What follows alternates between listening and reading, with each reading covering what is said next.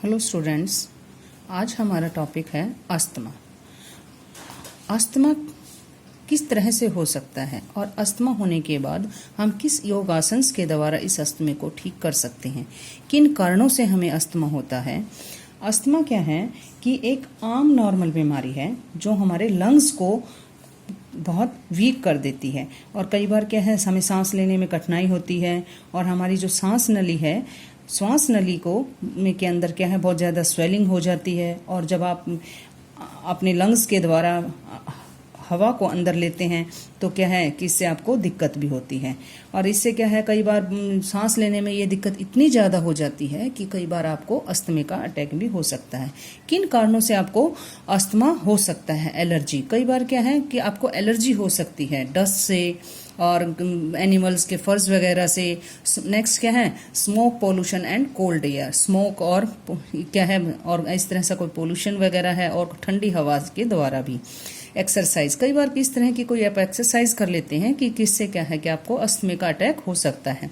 Infection like cold और flu, कई बार क्या है कि आपको क्या है कोई इन्फेक्शन कोल्ड भी हो सकता है।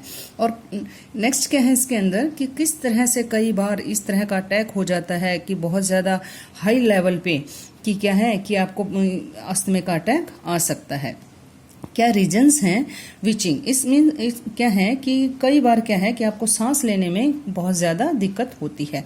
ब्रीथलेस, इसके अंदर क्या है कि आपकी सांस फूलती है और क्या है आपकी जो चेस्ट है वो बहुत टाइट हो जाती है और कई बार क्या है ऐसा महसूस होता है कि जैसे आपकी चेस्ट को पूरी तरह से कस के रखा हुआ हो, कफिंग। और क्या है कई बार आपको कोल्ड भी हो सकता है। ये एक अस्थमा का मेन रीजन है। नेक्स्ट क्या है कॉजेज, क्या कॉजेज हो सकते हैं, क्या कारण हो सकते हैं अस्थमा के कि क्या है कि आपको वही डस्ट और धूल, जिस तरह से कि हवा के अंदर बहुत ज़्यादा डस्ट हो तो उससे भी क्या है आपको अस्थमा हो सकता है। और क्या है कि आपको जैसे respiratory infection such as the common cold, आपको सांस लेने में कोई इस तरह की जब कोई दिक्कत होती है और कोल्ड होता है तब भी आपको अस्थमा का अटैक होता है। फिजिकल एक्टिविटी, कोई ऐसी एक्टिविटी हो सकती है, एक्टिविटी आप कर सकने की है कि जिससे कि क्या है कि आपको अस्थमा का अटैक हो सकता है। कोल्ड एयर पोल्यूशन, इस तरह से हवा के अंदर कोई एयर पोल्यूशंस हैं। नेक्स्ट क्या है certain medicine including beta blockers, aspirin और ब्रोफिन, इस तरह से क्या है कि आपने कोई इस तरह की मेडिसिन ली हैं जैसे एस्प्रिन और नेप्सोरोनैन और इस तरह की से उस दवाइयों से भी क्या आपको इन्फेक्शन हो सकता है। स्ट्रॉन्ग इमोशंस एंड स्ट्रेस, बहुत ज़्यादा आपके जो इमोशन जो भावनाएं हैं वो क्या है आपका स्ट्रेस लेवल इतना बहुत ज़्यादा बढ़ गया है तो उनसे भी क्या आपको दमे का अटैक आ सकता है। नेक्स्ट क्या है कुछ ऐसे जैसे फ्रूट्स वगैरह जिनमें क्या है सल्फाइड इस तरह का कुछ मिला हो तो वो फ्रूट्स लेने से भी क्या है आपको ये प्रॉब्लम दमे की हो सकती है। नेक्स्ट क्या है कि आपको ऐसी आपके एब्डोनल के अंदर आपके पेट के अंदर क्या है कुछ इस तरह से एसिड बन जाता है तब वो क्या है गले तक आ जाता है और उस अवस्था के अंदर भी क्या है आपको अस्थमा का एक अटैक हो सकता है। रिस्क फैक्टर, क्या जोखिम हो सकती हैं आपको, इन जोखिमों के कारण क्या कौन जिम्मेदार है इस अस्थमा के अटैक के लिए, क्या आपके रीजंस रहे हैं। फर्स्ट क्या है having a blood relative with asthma, इसके अंदर क्या है जैसे आपके पेरेंट्स आपको रिलेटेड आपके ब्रदर सिस्टर को इस तरह की कोई प्रॉब्लम है तो ये आपको अस्थमा का अटैक हो सकता है। कोई एलर्जी संबंधी आपको कोई एलर्जी है तो उस तरह की अवस्था में भी क्या है कि आपको दमे का अटैक आ सकता है। बीइंग ओवरवेट, बहुत ज़्यादा वेट भी अस्थमा का रीज़न हो सकता है। बीइंग अ स्मोकर, अगर कोई स्मोकिंग करता है तो क्या है वो अस्थमा का के लिए रिस्पॉन्सिबल है। नेक्स्ट क्या है कि आपके जैसे आसपास जहां आप बैठते हैं वो लोग धूम्रपान करते हैं या स्मोकिंग करते हैं तो वो भी एक रीजंस हो सकता है। नेक्स्ट क्या है कि ऐसे एयर पोल्यूशन जैसे व्हीकल्स का डस्ट का इस तरह से वो भी रीजंस हो सकते हैं। नेक्स्ट क्या है कि आप जैसे इसके अंदर क्या आता है कि expose the occupational trigger such the chemical, कुछ ऐसे केमिकल्स होते हैं जो जिनसे क्या है आपको एलर्जी हो सकती है और वो अस्थमा का अटैक आने में आपका अटैक आ सकता है। प्रिवेंशन ऑफ अस्थमा, इसमें क्या है कि जब आपको अस्थमा हो जाता है, ये डिजीज हो जाती है, तो उनको किस तरह से आप ठीक कर सकते हैं। क्या है कि आप एयर कंडीशन का उपयोग करके, इसके अंदर क्या है कि आपके बाय यूजिंग एयर कंडीशन, उसकी रोकथाम के लिए आपको क्या करना चाहिए। जब आप एयर कंडीशन का यूज़ करते हैं तो उसके अंदर क्या है कि आपके रूम्स के अंदर बिल्कुल क्या है कि वो क्लोज हो जाता है और क्या है फ्रेश एयर नहीं आ पाती है, तो उससे क्या है आपको अस्थमे का अटैक हो सकता है। सेकंड क्या है, कीप योर सराउंडिंग क्लीन। आप अपने आसपास जहां आप रहते हैं वहां क्या है उस एरिया को क्लीन रखें ताकि आपको क्या है डस्ट वगैरह से इस तरह से कोई एलर्जी ना हो और दमे का अटैक ना हो। Know your asthma trigger uh minimising contact with them. इसके अंदर क्या है बेटा कि क्या है कि जो आप जो मेडिसिन्स लेते हैं उनको क्या है उनकी कम ज़रूरत या अस्थमे के दौरे से बचने के लिए उसका सही समय उपाय करें, रेगुलर अपनी आप दवाइयाँ लें और इस तरह के क्या है अस्थमे के ट्रिगर से दूर रहना, उन कारणों पर, उन प्रॉब्लम्स पर ध्यान देना जिन कारणों से आपको अस्थमा का अटैक होता है और उनसे क्या है आप बचने की कोशिश करना।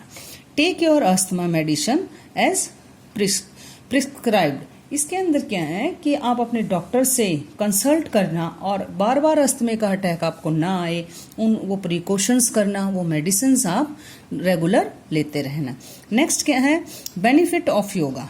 इसके अंदर क्या है कि हम किन योग आसन्स के द्वारा किस तरह से हम योग आसन्स के द्वारा अपने इस अस्थमे के अटैक को ठीक कर सकते हैं। फर्स्ट क्या है, सुख आसन।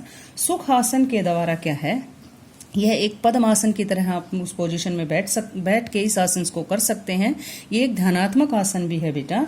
इस आसन के करने से क्या है कि आपको अस्थमे के अटैक में रिलैक्स महसूस होगा और ये क्या है कि आपको आपकी बॉडी को रिलैक्स करेगा और क्या है आपकी जो टेंशन है, स्ट्रेस है, टायर्डनेस है, उसको भी ठीक करता है। इसके अंदर क्या है कि यह हमें किन लोगों को क्या सावधानी रखनी चाहिए।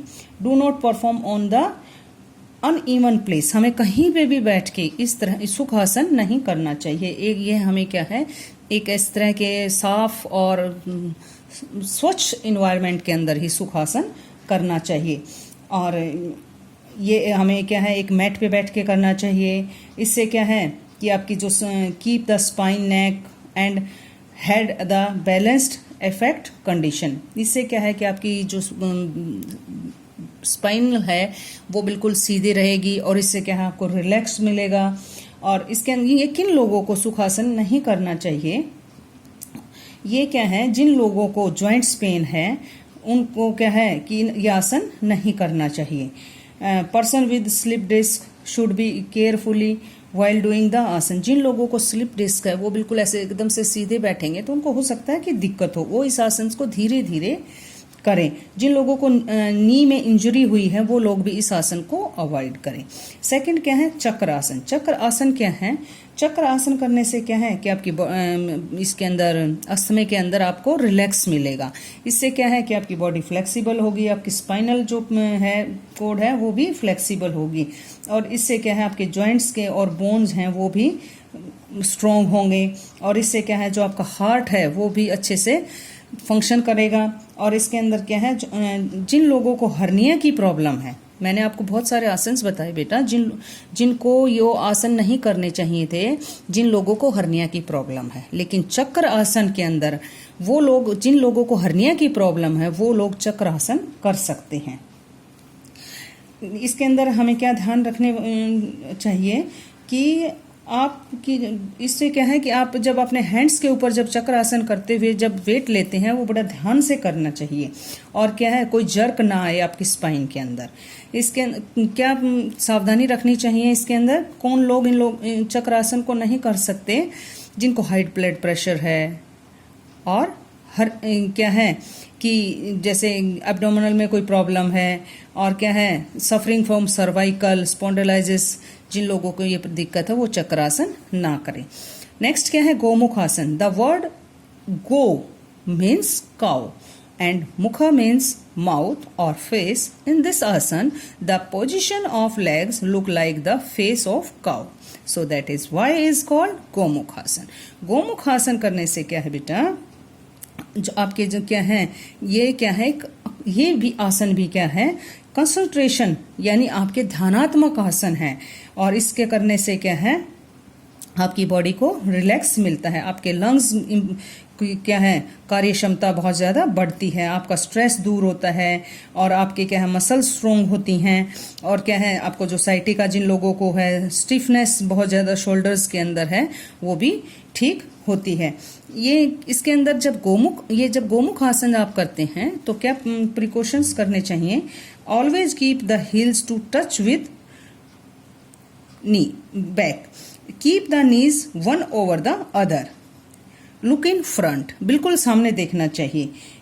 इसके अंदर क्या है, बिल्कुल आप जो बैक है वो क्या है, आपकी जो स्पाइनल कोड है वो बिल्कुल सीधे रहनी चाहिए. क्या सावधानी रखनी चाहिए गोमुखासन करते हुए, इसके अंदर क्या है कि जिन लोगों को पाइल्स की प्रॉब्लम है उन लोगों को ये आसन गोमुखासन नहीं करना चाहिए. और जिन लोगों को ये नी इंजरी हुई है, क्योंकि गोमुख आसन करते हुए क्या है, अपनी को फोल्ड करते हैं. और इस आसन को जिन लोगों की इंजरी हुई है उनको गोमुख आसन नहीं करना चाहिए. और जिनको शोल्डर में, बैक में पेन है, वो लोग भी गोमुख आसन ना करें. पर्वतान आसन. पर्वतान आसन के क्या है कि जब आप अपने हैंड्स को स्ट्रेच करते हैं, पर्वत आसन, तो इससे क्या है कि आपकी बॉडी स्ट्रेच होती है और क्या है, आपकी बॉडी को रिलैक्स भी मिलता है. तो ये क्या है, आपके अस्थमे को ठीक करने में भी मदद करती है. इस आसन के करने से क्या है कि आपकी हाइट भी इंक्रीज होगी पर्वतासन करने से. और क्या है, आपकी मसल्स भी स्ट्रेच होंगी, आपकी बॉडी भी रिलैक्स होगी. तो इसके ये पर्वतासन करने से आपके अस्थमे में भी बेनिफिट मिल सकता है. भुजंग आसन. भुजंग आसन करने से क्या है कि भुजंग आसन करने से ये क्या है, एक कोबरा पोजीशन है. इसके अंदर क्या है कि आपकी नेक बिल्कुल स्ट्रेट रहती है और अपने हैंड्स पर आप पूरा वेट देते हैं. तो इससे क्या है कि आपके बैक जो जिन लोगों को प्रॉब्लम है वो भुजंग आसन करने से ठीक होती है. पश्चिमोत्तान आसन. पश्चिमोत्तान आसन करने से भी क्या है, आपके अस्थमे की प्रॉब्लम में आपको ठीक हो सकती है. पश्चिमोत्तान आसन करने में क्या है कि आपकी जो बैक जो है वो स्ट्रेच होगी और इससे क्या है कि आपकी बॉडी रिलैक्स होगी, मसल स्ट्रॉन्ग होंगी.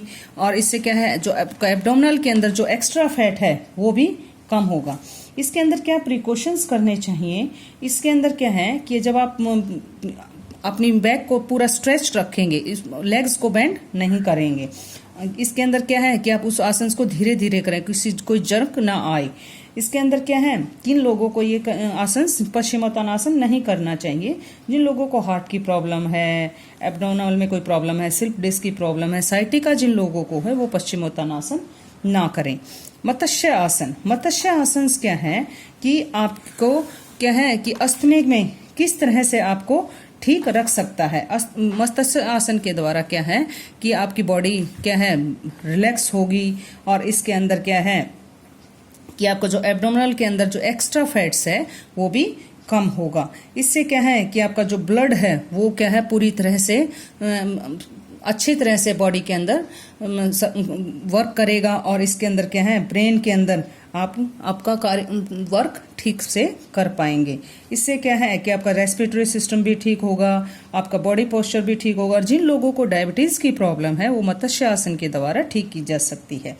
क्या प्रिकॉशंस करने चाहिए. Try to make the maximum arch of the spine.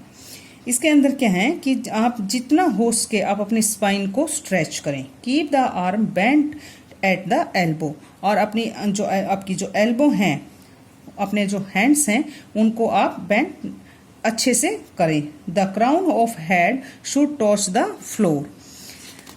Next क्या है इसके अंदर, the knees should touch the ground. अपने नीज को आप बिल्कुल फर्श पर टच करके रखें. While learning backward do not strain. क्या सावधानी रखनी चाहिए, ये मैंने आपको इस मत्स्य आसन के लिए बताया. और इसमें किन लोगों को मत्स्य आसन नहीं करना चाहिए, जिन लोगों को हर्निया की प्रॉब्लम है, अर्थराइटिस की प्रॉब्लम है, नी प्रॉब्लम है, एंगल के अंदर कोई प्रॉब्लम है, स्पाइनल प्रॉब्लम है, उन लोगों को क्या है मत्स्य आसन नहीं करना चाहिए। और do not practice this asana if you have neck injury. जिन लोगों को नेक के अंदर इंजरी है वो और लोअर बैक पेन में प्रॉब्लम है वो ये मत्स्य आसन ना करें। तो अस्थमा क्या है बेटा कि एक आम बीमारी है। मैंने आपको बताया कि ऐसा नहीं है कि हम कुछ योगासन या प्राणायाम के द्वारा क्या है इस अस्थमे के अटैक को हम रोक सकते हैं। ये आसन हम करके धीरे धीरे इस डिजीज को भी खत्म कर सकते हैं। Thank you.